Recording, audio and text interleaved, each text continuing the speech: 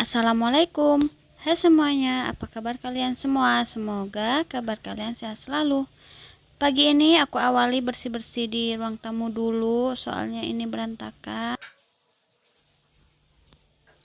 Aku beresin dulu ini yang di karpet, ini mau aku sapu pakai sapu lidi, ini aku sapuin semuanya. Ikutin terus ya kegiatan aku hari ini. Ini aku mau lipet karpetnya biar enak ya nyapunya, biar debu-debu yang di bawah itu enak nanti keangkat. Ini aku lanjut ke dapur dulu, mau ngangetin nasi.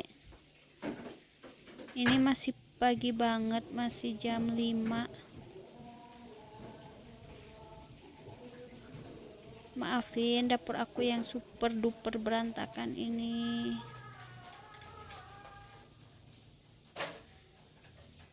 Ini aku kumpulin cucian-cucian kotor, langsung aku cuci gelas.